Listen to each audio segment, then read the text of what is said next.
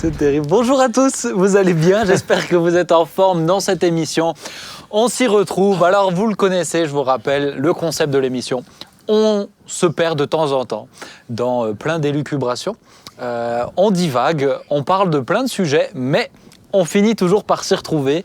En général, 2 à 3 sujets par émission. Et puis aujourd'hui, ça va être assez intéressant, un petit peu différent. On a un invité génial, je me réjouis. Est-ce que ça veut dire que les autres fois, c'est moins intéressant? D'habitude, on était nuls. Aujourd'hui, ça va bon, être mais ça assez fait. intéressant. J'aime beaucoup. Hein. Il faut monter le niveau de temps en temps.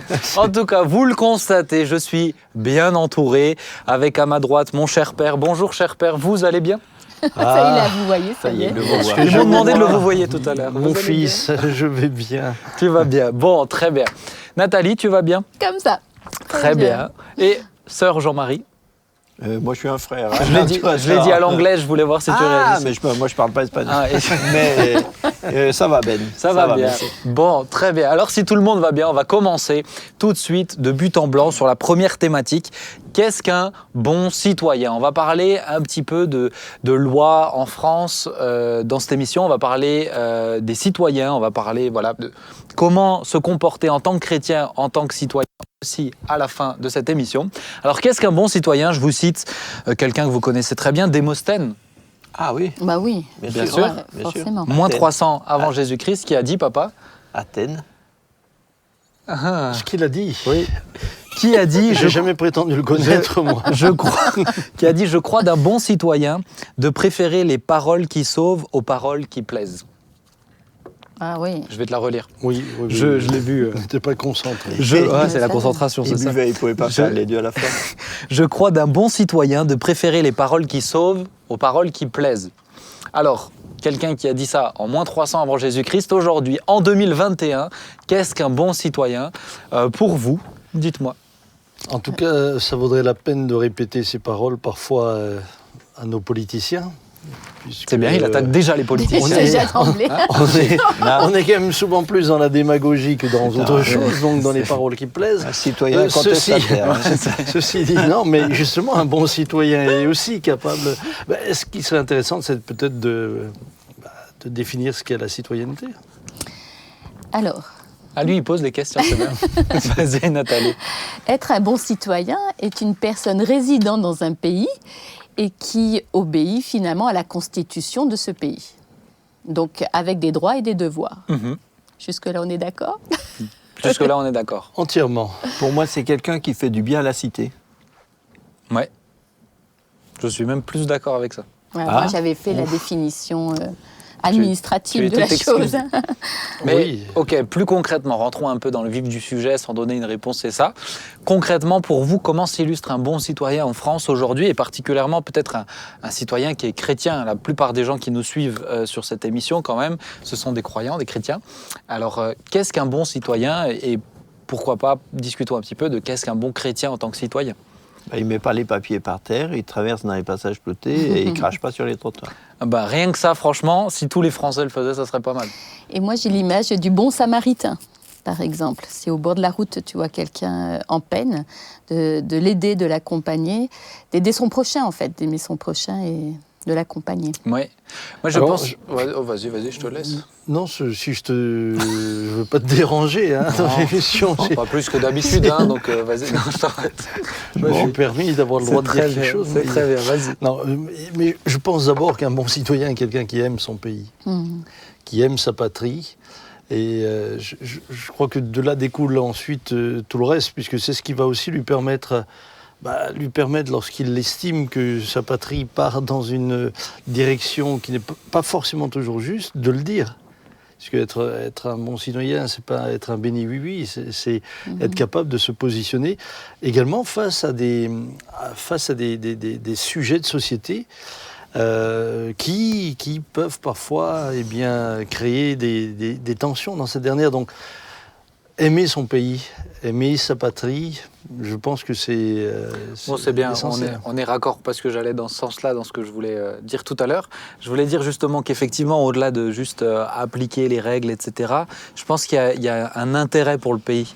Pas de le prendre en tant que consommateur. On prend toutes les aides qu'ils nous proposent, on râle quand il y a un truc qui ne nous plaît pas. Mais je pense qu'il y a un intérêt pour le pays, aussi même un intérêt par rapport aux lois qui passent, être capable de se renseigner, de chercher, de se faire une opinion de citoyen pour ensuite, même le jour des votes, des choses comme ça, de pouvoir voter. En être réellement membre, faire partie du corps, quoi. C'est ça. Parce que ça dépend du point de vue, de l'angle. Si d'un point de vue judiciaire, par exemple, le gars qui vit tout seul au fond de sa caverne, il est un bon citoyen. Il n'a pas de dossier. Son casier judiciaire est vierge. C'est un bon citoyen. En fait, c'est pas un bon citoyen. Il s'est mis en marge. Il s'est mis en marge de la cité. Il fait pas partie du corps. Ouais, c'est ça. Il y a un investissement dedans. Voilà, il y a. Et puis, je pense qu'il y a, lorsqu'on aime son pays, il y a aussi il y a une fierté à appartenir à un pays. Alors, la fierté n'est pas toujours sur tous les sujets, mais par exemple, je parlais avec ma belle-fille qui vivait avant à l'étranger, et il est vrai que rien qu'en constatant la politique familiale, la politique d'aide aux familles pour l'éducation des enfants, etc., je peux dire que je suis fier de mon pays. Ah bah, c'est Moi, clair. mes enfants n'auraient pas pu faire les études qu'ils ont fait sans être en France. Lorsque je vois que dans certains pays, il faut financer les études de ces enfants, mais moi je me dis, mais j'aurais pas pu j'aurais pas pu voir un de mes fils faire médecine, j'aurais pas pu voir une de mes filles faire L'assurance des maladie, écoles supérieures. L'assurance Il y maladie. a, donc il y a aussi il y a aussi une certaine fierté, et une responsabilité. C'est-à-dire que pour moi, le bon citoyen, c'est également la personne qui est consciente des biens que lui apporte le pays dans lequel il réside, va chercher aussi à y contribuer. Et à y contribuer comment ? Par exemple, en ne se mettant pas en maladie, simplement parce qu'il n'a pas envie d'aller travailler, en veillant à ne pas justement utiliser le système à d'autres fins qu'à celles pour lesquelles il a été appelé. Et là, je pense que même les chrétiens. Bah oui. C'est pour ça que je parlais des chrétiens aussi, parce que tous les chrétiens ne sont pas forcément des bons citoyens. Mais moi, je suis parfois surpris d'entendre des chrétiens me dire « je suis mis en maladie, j'ai un petit rhume. » Ça m'arrange. Je dis « mais ça m'arrange. » Où je touche, moi, un truc que je comprends pas, c'est je touche le chômage là pendant 1 an, j'ai quand même cotisé pour. Ben non, on cotise jamais pour notre chômage, on cotise pour le chômage des autres qui ont un vrai problème. C'est ça. Je vais chercher dans 1 an, je fais semblant de chercher en attendant. Mais pire encore, c'est quand lorsque même dans parfois la manière de penser l'Église, et je l'ai vu un jour. On proposait à de futurs pasteurs d'abord de se mettre au chômage pendant plusieurs mois et ensuite à peine d'être salariés. Mais ça, c'est pas juste. Bah oui. Ça, c'est dévoyer. Profiter du système. C'est profiter du système, c'est le détourner. Bah oui. Et le pire, c'est vertueux, le pire, c'est qu'on enjolive cela avec de la spiritualité. Moi, en ce moment, il y a quelque chose d'actuel, mais que je pense que vous n'êtes pas au fait de ça, puisque c'est sur YouTube. C'est pas mal de YouTubeurs. Vous savez ce que c'est un YouTuber ? Oui, c'est quelqu'un qui C'est vit quelqu'un de qui YouTube. pose des tubes, non ? Oh là là là là. Je vais essayer de contextualiser. Je sais que la moyenne d'âge, elle est un petit peu haute sur On s'y retrouve. Un YouTuber, c'est quelqu'un qui vit au travers des vidéos qu'il fait par YouTube, des sponsors, etc. Mais il y a en ce moment, c'est un peu un phénomène, mais il y a pas mal de YouTubeurs qui s'exportent pour aller vivre à Dubaï. Pourquoi ? Tout simplement parce qu'ils ne payent pas d'impôts. Et qui vivent au travers des Français. Moi, je trouve ça scandaleux. Qui vivent au travers des Français et qui ensuite refusent de payer des impôts. Bon, moi, ça a été le cas avec pas mal de stars, etc. Mais là, c'est des jeunes, quoi. Et ils disent non, mais moi, je trouve qu'on me prélève trop, donc je m'en vais et je paye pas d'impôts. Je trouve ça, honnêtement, je trouve ça honteux d'avoir des raisonnements comme ça. En tout cas, c'est vraiment un phénomène. moi, attends, je voulais quand même dire, je suis assez d'accord avec toi de dire qu'un bon... Oh, tu serres les dents parce que je t'ai coupé, je vois, c'est bien. Vous Non, avez vu je suis juste en train de relâcher ma respiration. Contraction de mâchoire, là. Contraction de mâchoire, j'ai vu les incisives monter d'un coup.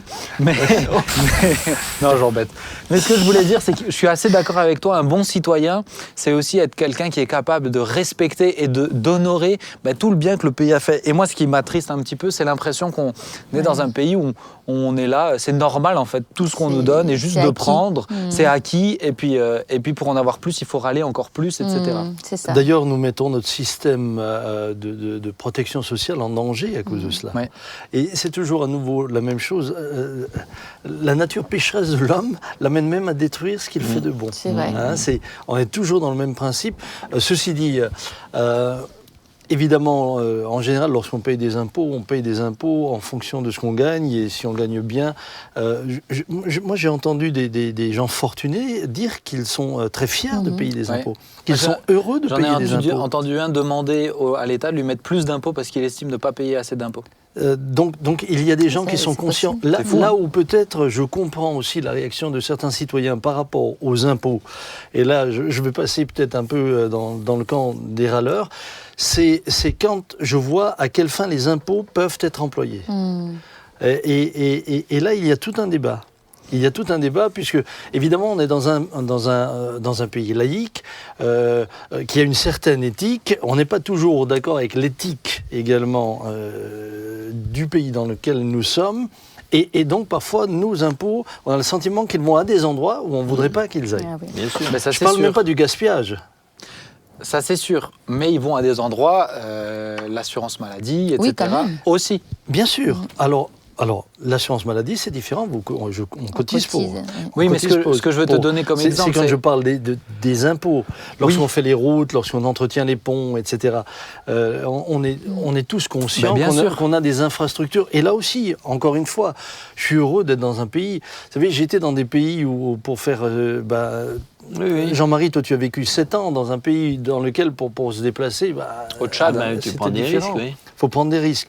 Donc on est heureux d'avoir des infrastructures qui sont bonnes. Maintenant, quand on voit parfois les impôts être utilisés pour soutenir ce qui peut-être nous contrarie, même au niveau de notre foi. Oui, là, c'est vrai que des lois qui passent, justement, Bien on va sûr. pouvoir l'aborder Bien un sûr. peu plus tout à l'heure, mais des lois qui passent et qui nous mettent un peu en porte-à-faux avec notre foi et puis ce que l'État prône, je suis tout à fait d'accord. Mais moi, c'est plus la mentalité. Moi, ce qui me dérange, c'est vraiment cette mentalité. Le Je profiteur. prends et je donne rien du tout. Et moi, je trouve ça pas bien du tout malsain. comme mentalité. C'est malsain. Mmh. C'est égoïste. C'est égoïste.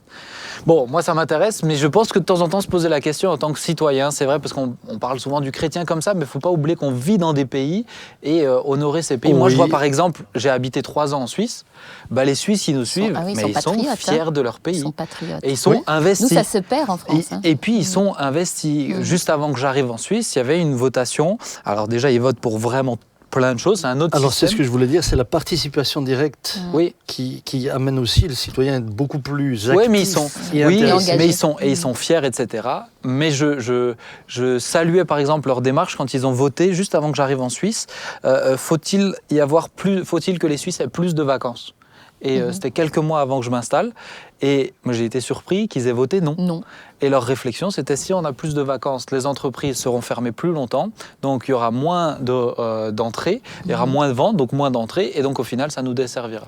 Moi, j'ai l'impression que dans notre pays, on n'a même pas le temps de proposer plus de vacances, qu'on est déjà en train de râler pour en avoir plus. Ah non, nous quand le système économique est en panne, on rajoute encore 2 profiter. semaines de congé. Et quand j'étais en Suisse, ils parlaient de 32 heures en France à un moment donné. Et moi, mes amis suisses, ils me disaient, mais qu'est-ce qui... Vous êtes bizarre dans votre pays, 32 heures, mais qu'est-ce que vous voulez faire avec 32 heures? Ah, mais ils ont même voté pour que la retraite soit plus tard. Ah ouais. Et ça ne prend pas en compte effectivement. les grèves. Donc, bon, moi, je trouve que d'être fier de son pays aussi, bien sûr qu'il a des manques, bien sûr qu'aucun pays n'est parfait, mais je pense Faut qu'un reconnaître bon, ce qui est, un bon citoyen, c'est aussi quelqu'un tout qui est cas, même- capable de reconnaître et d'être reconnaissant. Même parce que ça, nous, on dit en France, mais Il y a des pays dans lesquels on aurait plus de difficultés à être très très fier. Hein. Mais être un bon citoyen, c'est quand même participer dans le domaine où on est, participer à la construction générale. Pas simplement à son parti, pas simplement à la sphère qui m'appartient, mais globalement, le développement et d'autres raisons de plus pour que l'Église en France ou l'Église au sens large ne fonctionne pas en vase clos, mais s'intéresse vraiment aussi à la société dans laquelle elle est. Alors pour revenir à la question, un bon citoyen, nous avons le privilège et la grâce d'être dans un pays démocratique qui nous permet, finalement, de donner avec notre suffrage, dans une certaine mesure, notre avis. Et je crois que c'est important, en tant que chrétien, d'aller voter. Ça fait partie de ce qui est aussi décisif. Et évidemment, nous sommes dans une société française pluriculturelle, nous sommes dans une société où il y a différents courants, et je pense qu'il est nécessaire que les croyants réalisent aussi que prier pour son pays, c'est une chose, mais si vous priez pour le pays sans faire ce qui est de votre devoir, ne vous plaignez pas après que les choses partent dans une autre direction. Et je suis parfois face à ce paradoxe où je vois des chrétiens qui me disent « mais moi je me désintéresse entièrement de la politique de notre pays », mais qui ensuite sont très mécontents lorsque des décisions sont prises. Même s'il est vrai que, par exemple, pour moi, la Suisse est un modèle dans le sens de la démocratie participative, où je suis citoyen suisse depuis 2 ans. Et puis, on a voté différentes fois pour différentes choses. Et la dernière fois, j'ai dû voter pour un truc hallucinant. Enfin, en France, je ne l'imagine même pas. C'est faut-il couper les cornes aux vaches ou pas? Et alors, je dois dire que face à cette question, j'étais perdu. Donc, moi, je me suis dit, mais pourquoi priver les pauvres bêtes de leurs cornes?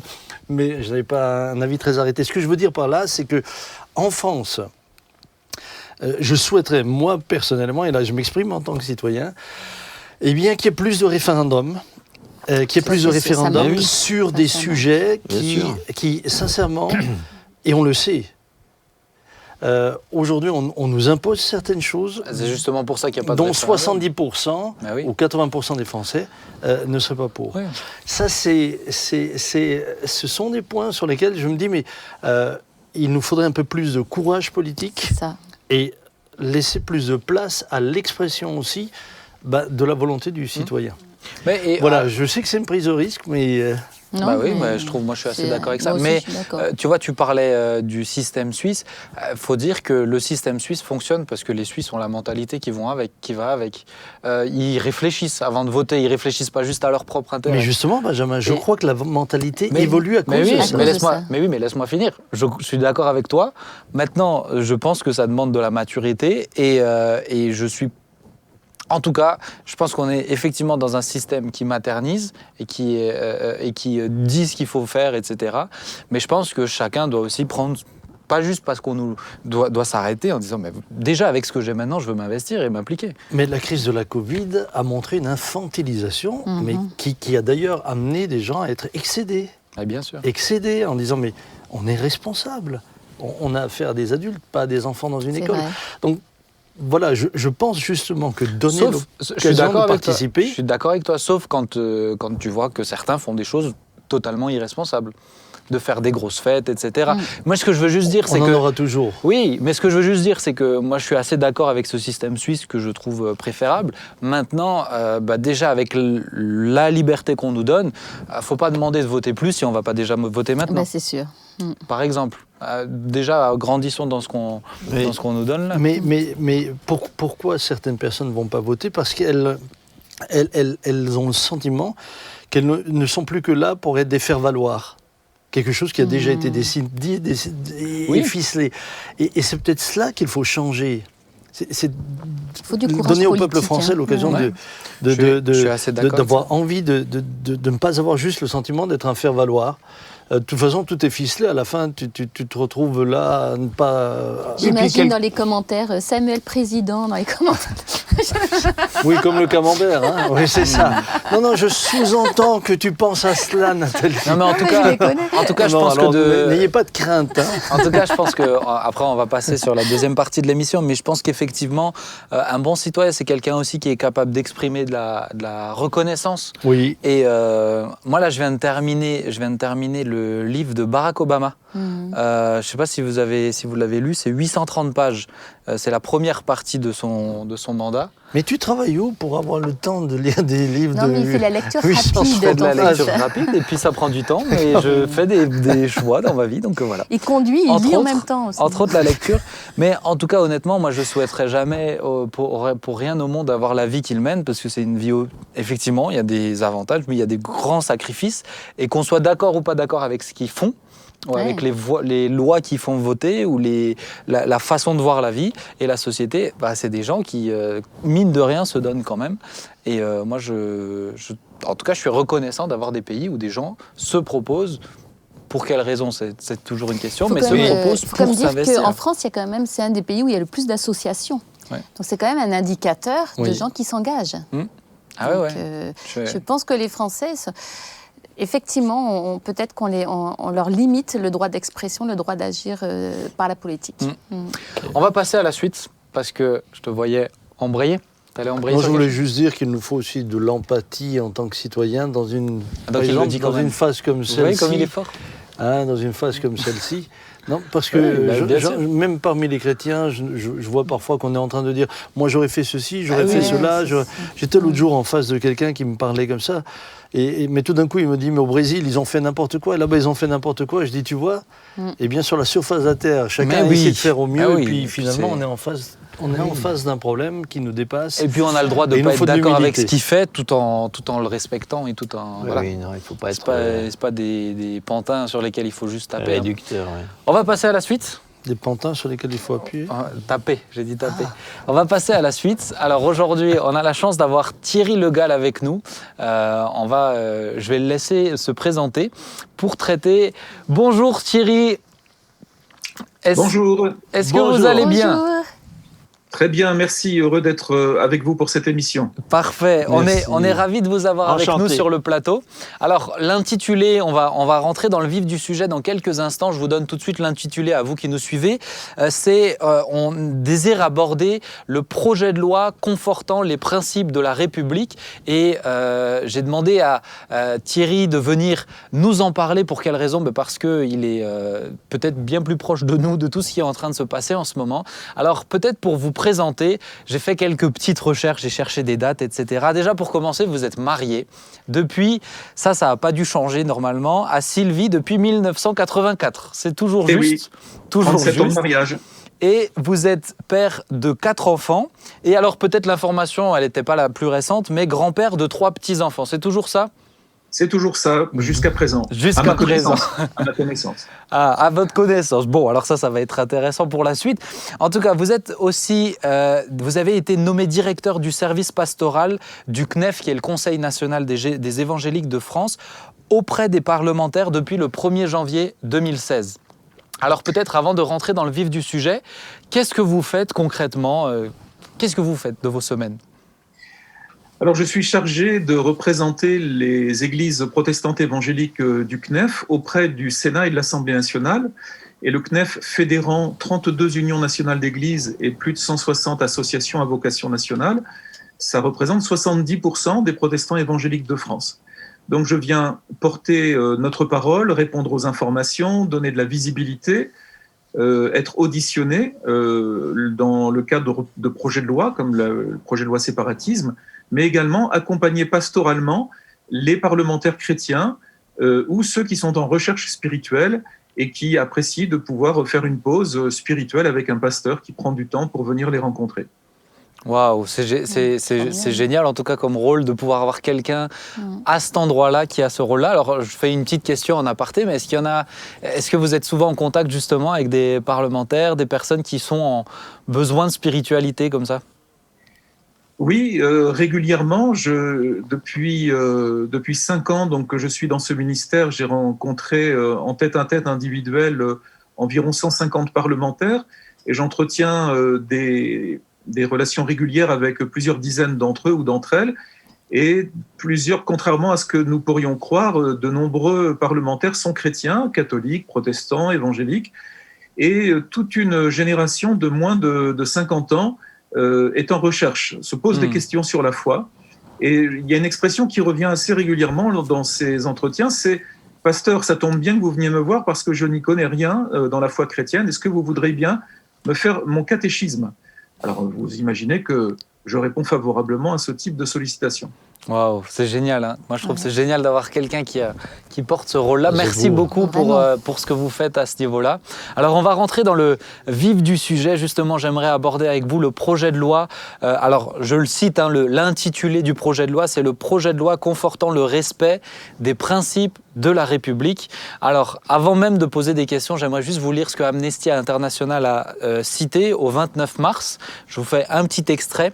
Mais Amnesty International s'est montré alarmé par ce projet de loi, je les cite, « Ce manque de contrôle concernant la mise en œuvre des dispositions prévues par le projet de loi ainsi que les notions vagues qui ont justifié son introduction font craindre des atteintes au principe de non-discrimination lors de la mise en œuvre du projet de loi. » Donc, on sent que ça prête à discussion. Alors, peut-être ma première question pour vous, Thierry, c'est ce projet de loi fait beaucoup parler. Pour quelles raisons ? Eh bien, parce qu'il va complètement reconditionner les relations entre les religions, les croyants et la société française. Depuis 115 ans, les relations entre les croyants et le reste de la société étaient réglementées par la loi de 1905, qui avait été discutée de manière assez âpre et passionnée au début du XXe siècle, et qui réglementait les relations entre le pouvoir et les religions. Et puis, pour diverses raisons dont on va parler tout à l'heure, le gouvernement a décidé de refondre cette loi de 1905 en réfléchissant à de nouvelles relations entre le pouvoir français, la société française et les religions. Et c'est ce qui est discuté depuis le mois de novembre à l'Assemblée nationale et au Sénat. D'accord.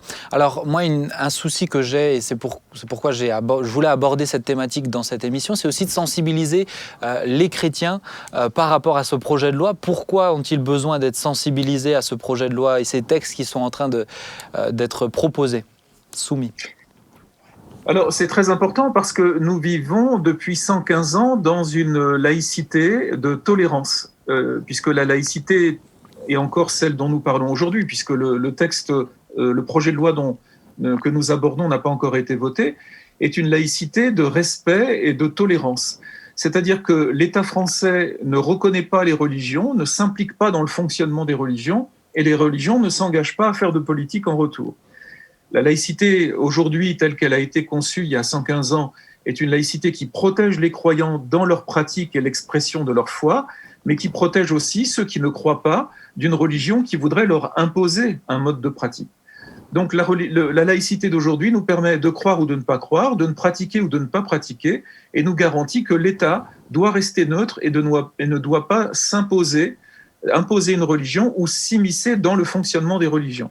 Et nous allons voir tout à l'heure que ce projet de loi vient réformer quand même en profondeur ce pacte d'une laïcité de tolérance et de respect qui était en vigueur depuis toutes ces années.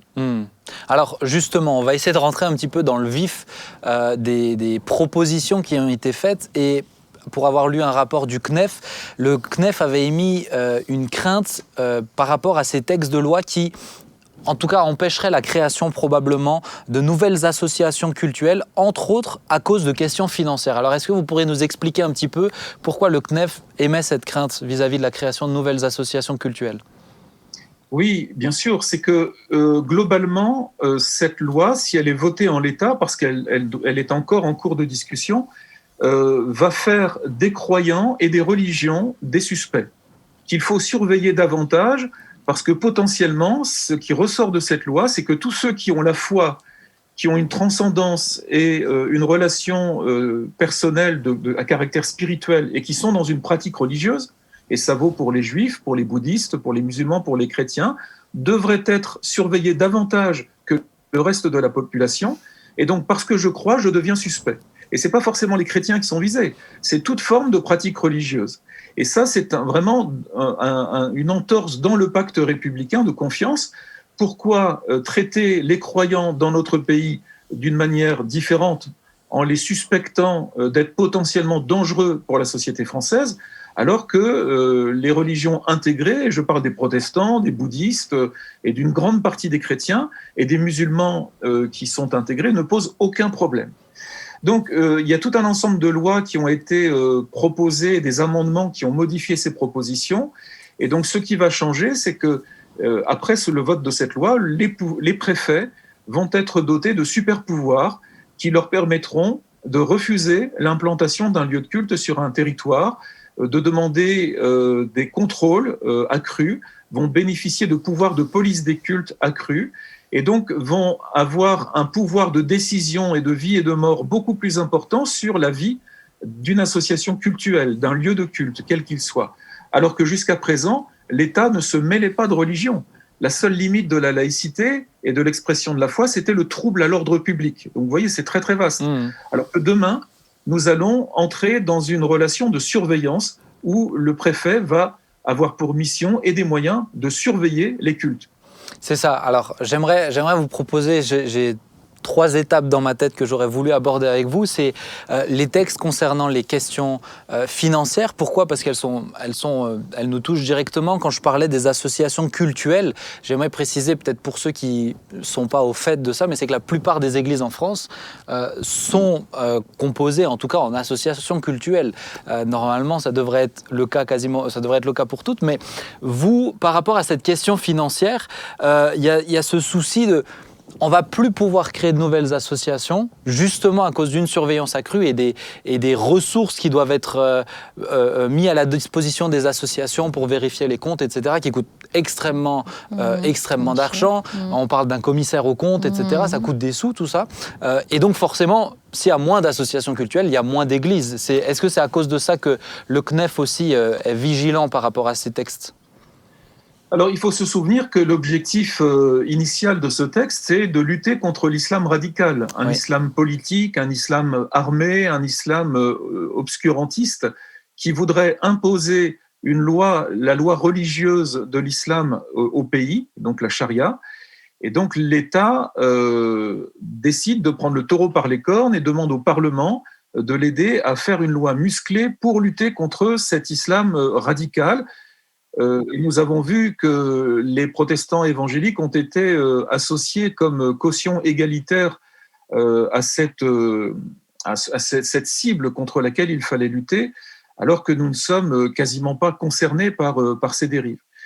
Donc là où il peut y avoir un impact, c'est que nous aurons toujours la possibilité d'implanter de nouveaux lieux de culte, mais que tout cela va être soumis de manière beaucoup plus stricte à l'autorisation du préfet, que ce soit dans l'établissement d'un plan de financement, d'un permis de construire, les dons en liquide, par exemple. Quand un croyant veut faire un don en espèces à son église ou à sa mosquée ou à sa synagogue pour le fonctionnement de sa synagogue, aujourd'hui, il n'y a pas de limite. Vous pouvez donner 2 € comme vous pouvez donner 1 000 € en espèces pour le fonctionnement de votre lieu de culte.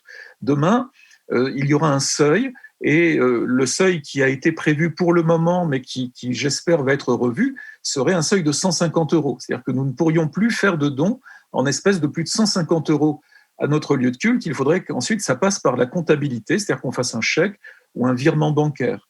Il y aura des obligations comptables, certifications comptables exigées dans certains cas, et également l'obligation pendant 6 ans de ne pas faire soumettre les comptes à un commissaire aux comptes si votre église reçoit des soutiens de l'étranger. Alors, mais l'étranger, ce n'est pas l'Arabie Saoudite ou le Yémen, c'est la Hollande, l'Angleterre ou l'Allemagne. C'est ça. Et je trouve que c'est très important de sensibiliser sur ça. Pourquoi ? Parce que vous l'avez bien dit, à la base, cette loi, c'était particulièrement face à l'islam radical, mais on se rend bien compte que juste derrière l'islam radical, ces lois-là nous touchent directement.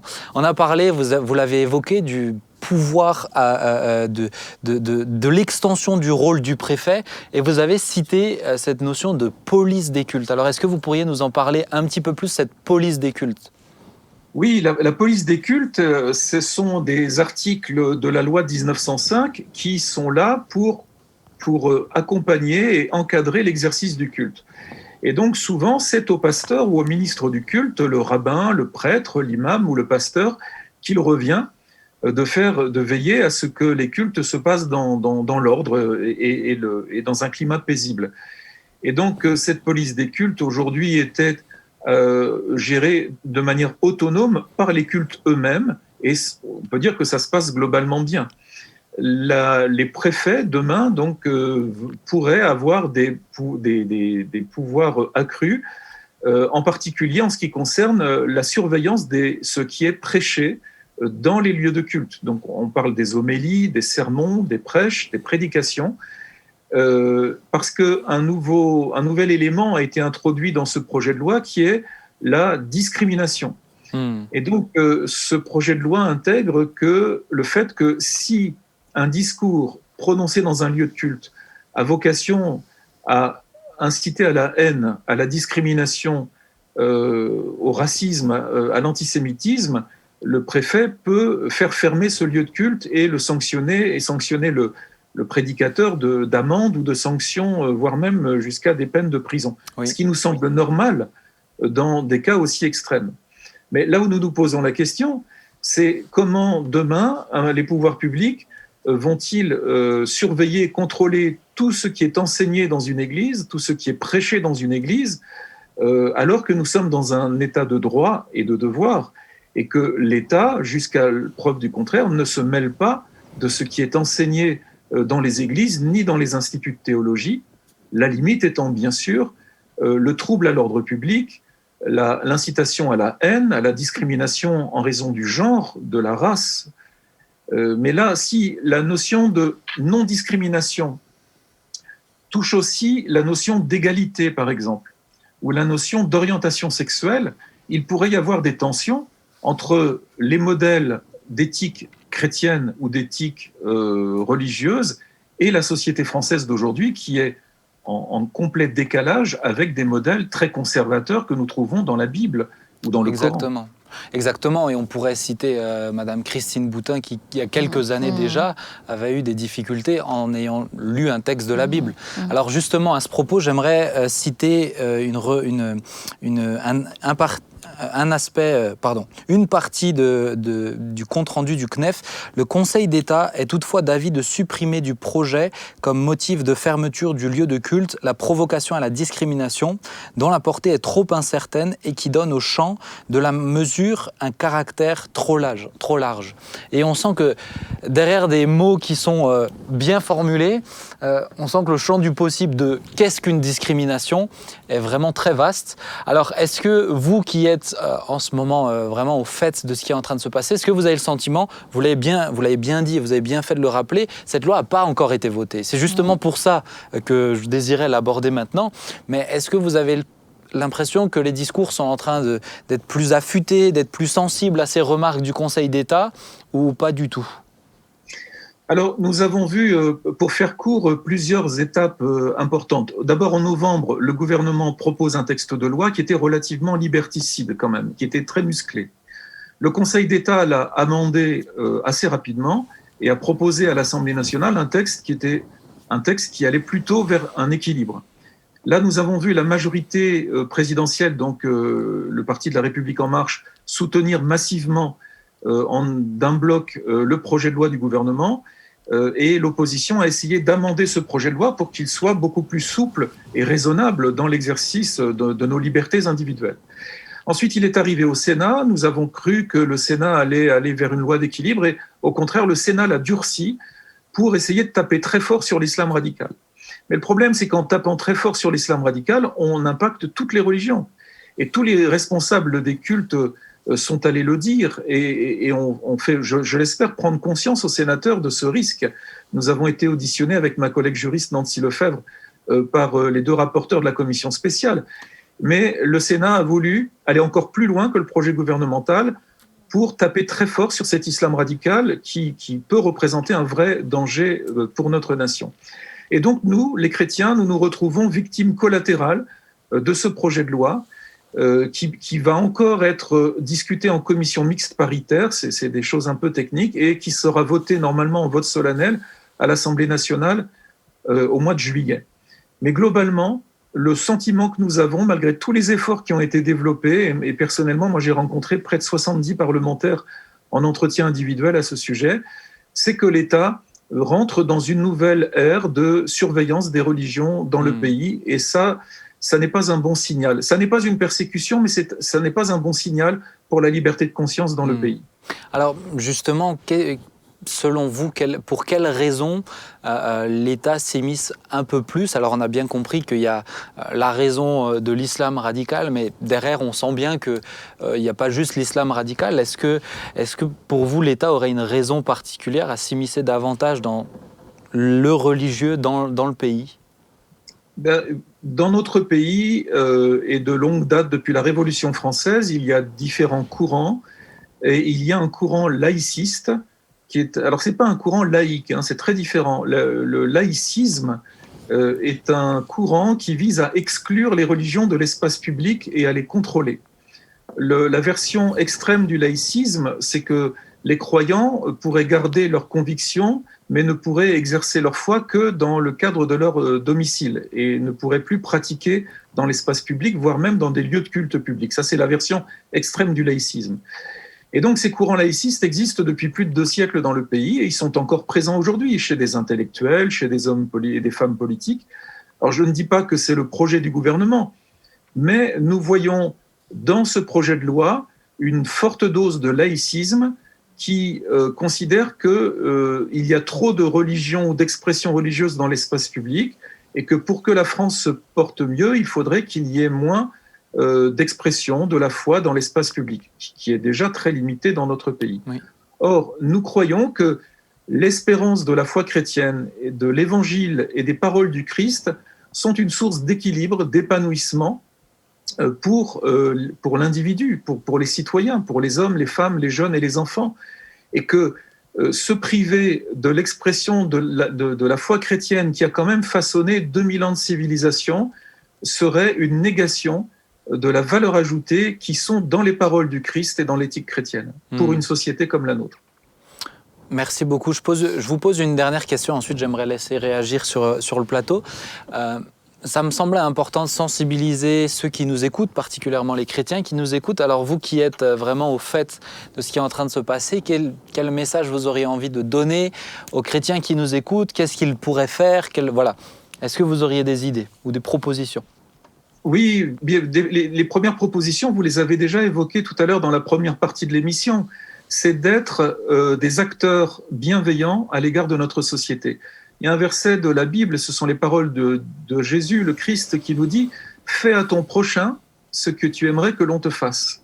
Et pour moi, la clé d'un bon citoyen et de l'engagement politique, il est là. Si ma mentalité est de faire à mon voisin, à mon prochain, à mon collègue de travail, ce que j'aurais envie que l'on me fasse, alors tout ira bien. Et nous vivrons dans une société harmonieuse.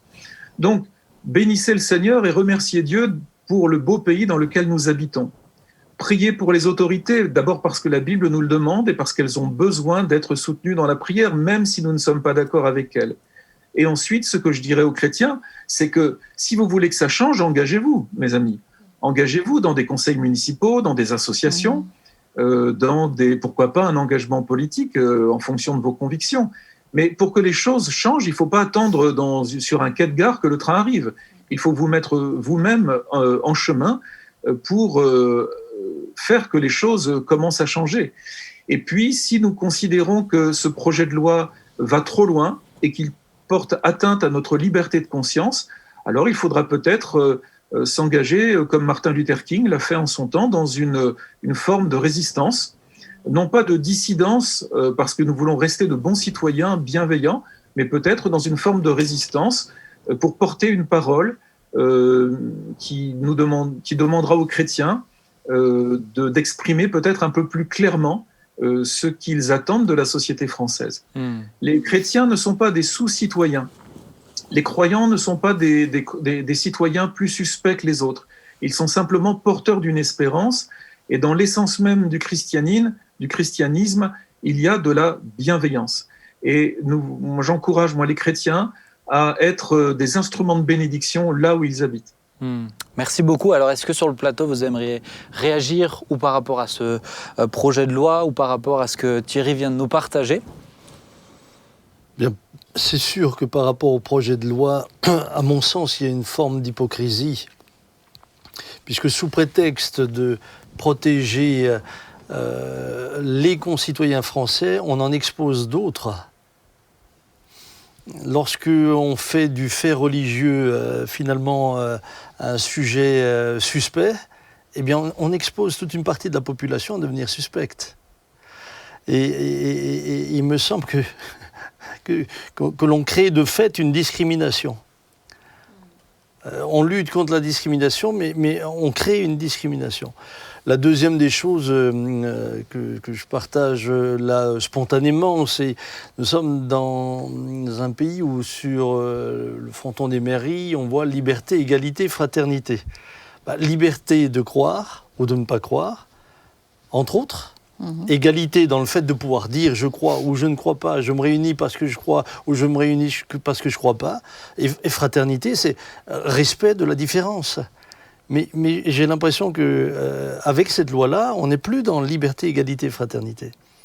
Et on touche donc même à l'équilibre de la société et de la démocratie dans laquelle nous sommes. Parce que aujourd'hui, c'est cette loi, mais nous ne savons pas comment elle va s'étendre. Moi, j'ai... rien qu'avec les contrôles de police que nous avons eus dans le cadre de la Covid, nous nous sommes retrouvés en cas de culte contrôlés 3 fois de suite par la police. Et la première fois, nous avons été confrontés, je peux le dire, et je le dis ouvertement, et je le dis avec toutes les conséquences que ça peut avoir, mais je peux dire que les policiers qui ont fait la première déclaration à monsieur le préfet, le premier rapport, ont menti. Ça nous a valu immédiatement une mise en demeure de la part de la préfecture. Alors je me dis, si déjà maintenant on n'a pas la loi, ce genre de choses peuvent apparaître, et heureusement que nous avons pu faire la démonstration que la déclaration n'était pas vraie. Alors, encore une fois, j'ai beaucoup de respect pour la police et ça n'a rien à voir avec cela. Je pense qu'il y avait là l'un parmi eux qui ne nous aime pas trop. Mais si ça c'est vrai déjà dans un contexte comme celui-là aujourd'hui, j'ai du mal à imaginer ce que ça peut devenir. Oui, parce qu'il suffit d'avoir un parlementaire, d'avoir un préfet qui n'aime pas trop l'Église, qui est dans son mandat. Il suffit qu'il n'aime pas trop le pasteur ou qu'il n'aime pas trop tout simplement l'Église ou plus largement la sensibilité religieuse. Il reste un être humain. Bien sûr, c'est un représentant de l'État, mais il reste un être humain qui peut avoir ces sensibilités-là et donc mettre plus ou moins de bâtons dans les roues aussi. C'est ça. Oui. Thierry a fait référence à la police des cultes, comme quoi c'est inquiétant. C'est vrai, ça nous rappelle des heures sombres de l'histoire. Et on se dit, mais jusqu'où ils peuvent aller avec cette histoire de police des cultes? C'est vrai que c'est inquiétant. Mais quand on parle d'écouter les prédications pour voir ce qui est mis dedans... Mais oui, c'est vraiment inquiétant. Ça pose question. Alors, nous avons d'excellentes relations avec le ministère de l'Intérieur et le chef du bureau des cultes, qui nous entend et qui reporte au ministre de l'Intérieur nos préoccupations. Je crois que ça nous engage à avoir des pratiques irréprochables. C'est-à-dire que nos lieux de culte doivent être bien gérés, nos associations doivent être bien administrées. Comme vous l'avez dit tout à l'heure, nous devons avoir des comportements citoyens exemplaires et en retour, nous attendons d'être respectés dans notre liberté de conscience et de foi par les pouvoirs publics et par le reste de la société. Bon, les choses sont en train de changer. Nous étions auparavant une petite minorité, un peu nébuleuse, pas très visible. Depuis 10 ans, le CNEF existe. Nous sommes fédérés. D'après le sociologue Sébastien Fath, avec l'outre-mer, nous sommes aujourd'hui plus d'1 million de pratiquants réguliers. Donc nous commençons aussi à peser dans la société française. Notre projet n'est pas un projet politique, comme certains mouvements au Brésil ou aux États-Unis, mais néanmoins, nous sommes capables aujourd'hui, par nos réseaux de solidarité et nos fédérations, d'être entendus et de peser dans le débat, pas forcément politique, mais dans le débat citoyen. Moi, j'ai beaucoup aimé tout à l'heure votre allusion à la démocratie participative ou à la démocratie directe, quelque chose de très important, qui n'est pas toujours facile à mettre en œuvre. Donc je crois qu'il est important que les chrétiens s'expriment davantage, mais pour être force de proposition, pas forcément pour être force de contestation, parce que la France a besoin d'espoir, a besoin d'idées nouvelles, a besoin de créativité, et les chrétiens ont toute leur place dans ce débat. Jean-Marie, tu voulais intervenir ? Oui, je voulais demander à Thierry, qu'est-ce que vous pensez de... est-ce que cette loi dite sur les séparatismes, ça ne s'inscrit pas finalement dans une lutte qui est finalement plus idéologique ? Je repense à des écrits de M. Payon d'il y a quelques années à peine, très manifestement anti-laïque, dans le sens de dire que cette laïcité était devenue seulement un prétexte à finalement un athéisme qui ne dit pas son nom, à des propos très disant il faut expurger la France, les Français, de toute influence religieuse, etc. C'est la religion, c'est la République, etc. Et finalement, en France, on a ça depuis la Révolution ou avant. Et est-ce que c'est pas cette loi sur le séparatisme n'est pas seulement un maillon dans une lutte idéologique finalement anti-chrétienne, quoi? Oui, Jean-Marie, vous avez raison. Je l'ai abordé tout à l'heure en parlant du laïcisme. Il y a, et ça n'est pas le projet du gouvernement, mais ça fait partie de la mosaïque d'idées et de courants forts qui influencent la politique française aujourd'hui. Alors, M. Payon, bien sûr, incarne cette ligne. On peut parler de Mme Schiappa aussi, qui ne se cache pas d'être proche de ces courants de pensée. Alors, vous savez, ce sont des interprétations de la laïcité et des valeurs républicaines. Dans nos milieux théologiques, on appellerait ça une exégèse. Quelle interprétation faisons-nous de la loi française ? Il y a la loi des textes, et la laïcité des textes, c'est une laïcité de respect et de tolérance. Alors demain, j'espère qu'elle ne va pas devenir une laïcité de surveillance. Donc, lorsque nous entendons des personnalités dire qu'il faudrait que l'État français fasse signer à tous les citoyens une charte reconnaissant que les lois de la République sont au-dessus des lois de Dieu, là, on est dans une exégèse laïciste, on n'est pas dans l'esprit de la République. Tout d'abord parce que l'État français ne connaît pas Dieu, il ne reconnaît pas l'existence de Dieu dans sa Constitution, contrairement aux États-Unis ou à l'Allemagne, par exemple, qui l'a intégré. Donc, on ne peut pas faire ce genre de déclarations parce qu'elles sont anticonstitutionnelles. Elles n'existent pas dans le droit français. Et incohérente. Comment on peut se subordonner à quelque chose qui n'existe pas? Mais exactement. Si Mme Merkel ou M. Biden faisaient ce genre de déclaration, on pourrait le comprendre parce que constitutionnellement, elles pourraient être cohérentes. En France, non. L'État français ne sait pas qui est Dieu.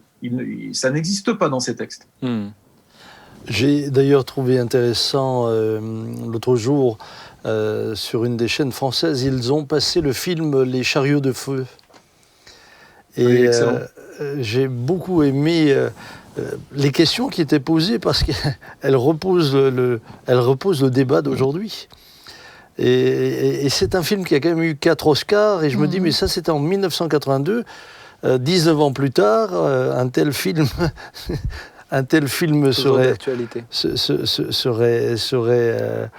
scandaliserait beaucoup de gens.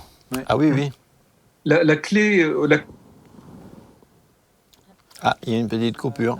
Ah, on a Thierry qui a eu un petit souci. En tout cas, pour revenir, si on arrive à avoir Thierry. Pas lui, mais sa connexion. Mais oui, alors c'est pas Thierry qui a eu un souci, c'est vrai que c'est sa connexion qui a eu un souci. En tout cas, c'est vrai que ça scandaliserait aujourd'hui. Alors, vous êtes avec nous, Thierry. Vous avez fait une petite pause. C'est une pause de réseau. Voilà. Oui, ce que je disais, c'est que la clé de l'avenir pour la France, c'est de vivre les uns avec les autres et ensemble. L'avenir du pays se construit ensemble et non pas en nous excluant mutuellement. Et je dis souvent à mes interlocuteurs politiques, c'est que les musulmans et les chrétiens sont là pour longtemps. Nous sommes une composante de la société française et il est important que nous apprenions à vivre les uns avec les autres.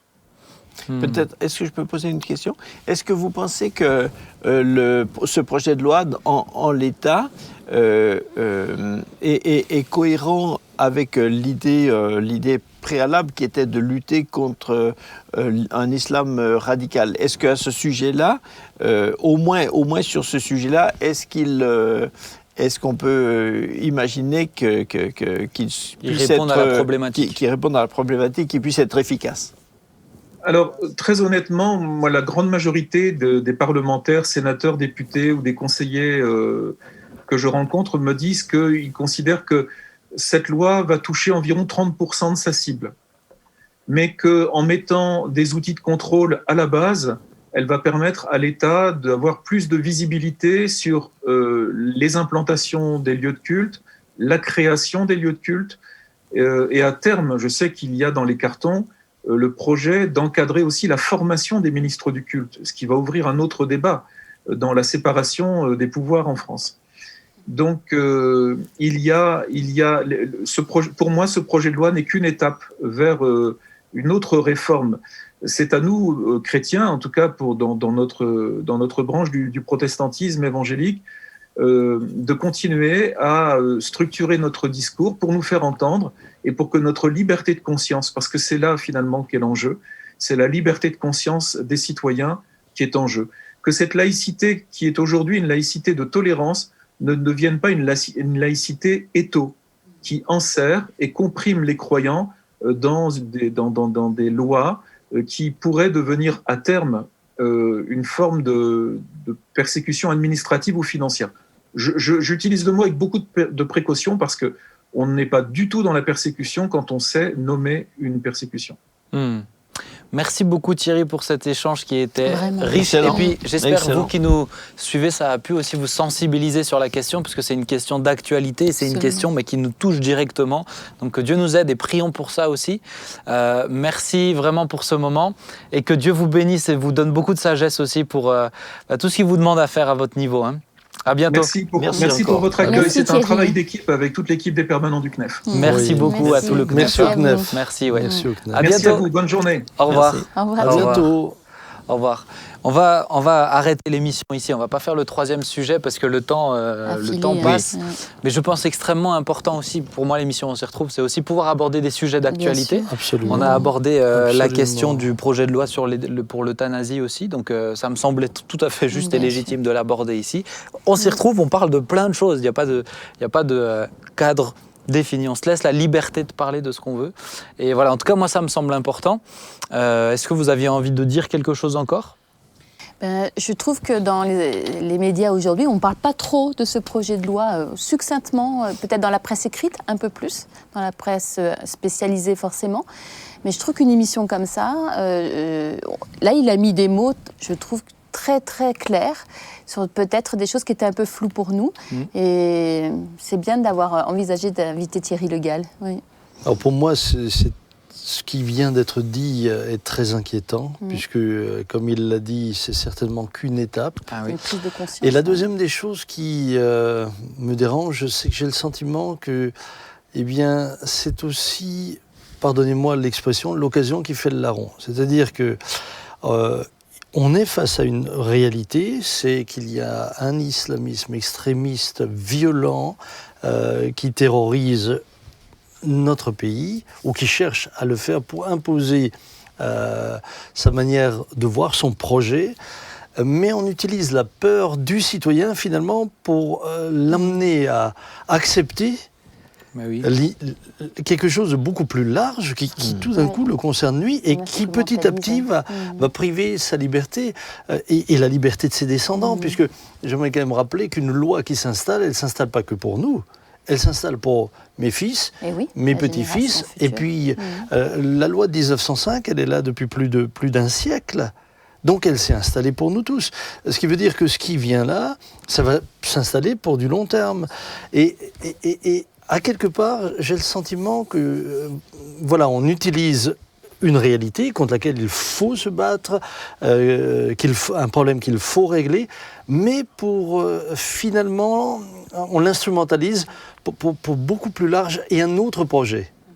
C'est ça. qui est beaucoup attention plus, plus haute. qui lui est beaucoup plus Sournois. imperceptible. Ouais. Oui, oui. Je- Moi, ce qui me... Si je peux dire... Vas-y, tu peux. Fais à ton Merci, je aise. croyais que tu allais toi. On est tolérants non, ici, non, on est vas-y, tolérants. allez-y. couper. On s'écoute. Mais moi, je suis d'accord avec Sam, l'inquiétude de ça. Une autre inquiétude que j'ai, c'est que j'ai le sentiment qu'on commence à préparer l'opinion publique, la population, à des thèses laïcistes. C'est ça. Et ce qui m'a le plus choqué, je reviens sur, j'en fais pas une fixation, mais dans les déclarations de M. Peillon, qui étaient vraiment des déclarations vraiment athéistes et vraiment anti-Dieu, anti-liberté et anti-liberté. Il faut arracher les enfants à l'influence de leur famille, ils sont enfants de la D'être tout République jeune. avant d'être enfants de leurs parents, etc. Enfin, C'est des ça. propos comme ça qui sont horribles. Mais ce qui m'a le plus choqué, c'est pas que quelqu'un puisse dire ça, parce que ça, il y a toujours eu des gens pour dire ça. Ce qui m'a le plus choqué, c'est que c'est l'écho que ça a fait. C'est le peu de vagues que ça a fait dans un pays. Quelque chose comme ça aurait été écrit par un ministre en exercice 50 ans avant, s'il aurait déclenché une tempête. Tandis que là, on est « Ah oui, il a dit ça, oui, qu'est-ce que vous pensez ?» Et donc, je vois qu'il y a toute une préparation, un formatage de l'opinion. Et c'est dans ce sens que aussi on souhaite que les enfants aillent à l'école, l'école soit rendue obligatoire dès l'âge de 3 ans. On formate de plus en plus l'opinion publique pour qu'elle se prépare, pour qu'elle accepte ces dérives idéologiques anti-Dieu qui se mettent en place.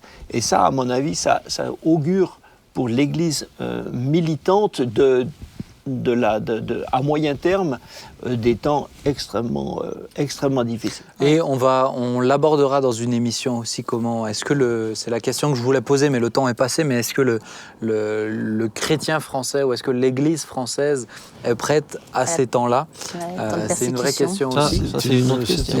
Mais je pense que là, c'est pas sur l'État qu'il faut pointer le doigt, c'est sur soi-même, parce que la stabilité, on la trouve, on l'a ou on ne l'a pas.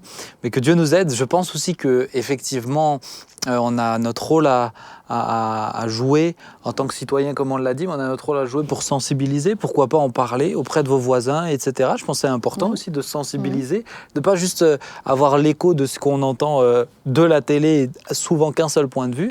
Là, on a entendu quelqu'un qui connaît la loi, qui est très proche et qui amène des subtilités, je pense, très importantes à entendre aussi.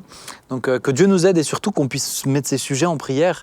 Des fois, je pense qu'on est un petit peu assez distant, on l'a évoqué, des lois, de tout ce qui est en train de se passer. Oui, mais ça, c'est pas pour nous. Et on doit mettre ces sujets en prière, justement, pour que Dieu nous garde encore autant que possible. Ce qui fait un peu sourire, c'est que, poussé un peu à l'extrême, peut-être de manière caricaturale, mais pour lutter contre un totalitarisme que serait, par exemple, un islam radical, avec une charia et un islam radical, ce que je ne souhaite absolument pas voir arriver. Mais on arrive dans une espèce d'autre totalitarisme qui est finalement l'élimination de la notion même de Dieu. Même si elle ne fait pas partie de notre Constitution, mais ça, c'est une autre... C'est ce qui a amené des pays communistes à finalement... Mais là, on a des écrits qui auraient été co-signés au temps du KGB, de l'URSS des temps les plus sombres. Ils auraient co-signé certains écrits sans d'où problème. l'importance de rappeler qu'il y a une dimension spirituelle à tout ça.